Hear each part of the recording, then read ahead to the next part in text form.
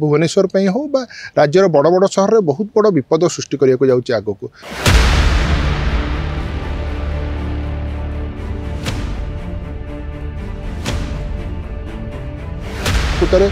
असाधु लोक हूँ जार ज्ञान ना कम से सब पतला जरी व्यवहार कर जेकोसी दैनंदिन जीवन हो छोट टू आरंभ कर बड़ जिनिस समस्ते आम साधारण ये जरी पॉलिथिन व्यवहार करथाउ किंतु यही जरी पॉलिथिन जेहेतु आम डस्टबिन न पकई एपट सेपट पकाउची ताको गाई खाई किंबा विभिन्न प्रकार पशु पक्षी खाई से हैरान होती मृत्युवरण होची किंतु यार प्रभाव समाज उपर पड़ुची। ये जो पॉलिथिन जो पड़ुची यार सियाड़े पड़ुची कौन प्रभाव पड़ुची या विषय आम आलोचना करवा सर कौन कहे। देखो आमर मनुष्य समाज जो जिते आगू जाऊँगी आम से सुख सुंदर रही चेष्टा करुचे आभली किसी जिनस बाहर करुचे जोटा कि आम दैनंदिन जीवन को सहायक हम किंतु प्रकृत पक्षे देले आमर से जो जिनस सब आम व्यवहार करुचे सेगुड़िक आम जीवन प्रति परिवेश प्रति बहुत माने उपाय माने असुविधा करुची। तार सबुठु ज्वलंत उदाहरण है आमर जरी बा पॉलिथिन एवं प्लास्टिक। प्रकृत में आम जो जरी गुड़िक व्यवहार कर सरकार आमको गोटे निर्देश देते गोटे मोटा जरी व्यवहार करने किंतु प्रकृत में असाधु लोक हूँ जार ज्ञान ना कम से सब पतला जरी व्यवहार कर पतला जरी गुड़िक व्यवहार करने फल कौन होम जो बाहर पकई रोचे सेगुड़िक माटी मिसी पारना सेगुड़िक रही जाऊँगी पूरापूरी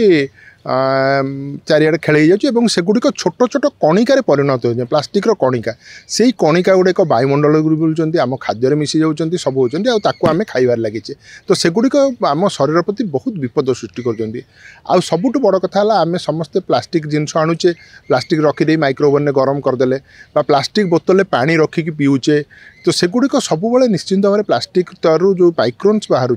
सेगुड़िक आमर शरीर पक्षे बहुत क्षतिकारक आम जिते कम परिमाण में प्लास्टिक व्यवहार करवा निश्चिंत भाव में आम जीवन प्रति परिवेश प्रति बहुत भल प्रभाव पड़ो कारण प्लास्टिक व्यवहार बहुर व्यवहार द्वारा आमर समाज में बहुत अधिक कुप्रभाव पड़ुची। आम बर्तमान प्लास्टिकटा सस्ता होची सुंदर होची तेणु ताकू व्यवहार कर चलचे किंतु जरी हो प्लास्टिक हो सेगुड़िक जो माइक्रोन हो छोट कणिकार परिणत हो जाती सेगुड़िक पूरा संपूर्ण रूपे माटी मिशुना सेगुड़िक पुणी थे आम खाद्य पदार्थ मध्यम हो वायुमंडल मध्यम आम शरीर भितर को आसी जाऊँ जोटा कि निश्चिंत भाव में कैंसर भली गोटे दूर व्यापार कर रोग सृष्टि करुच्ची अन्यान्य बहुत जटिल रोग सृष्टि से गुड़िक करुच्ची तेणु आम निश्चिंत भाव में ये जो प्लास्टिक को वर्जन करवा उचित तार व्यवहार को संपूर्ण भाव शून्य करदे उचित कारण बर्तमान तो आम सचेतन ना निश्चिंत भाव में बहुत आगक विपद आसो पूरा विभिन्न राज्यर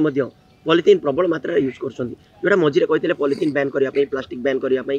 किंतु सेटा हो पारुनी लोके सचेतन कौन होना। देखु आमर केवल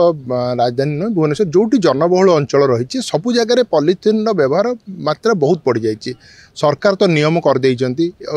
पर्टिकुलर मोटारू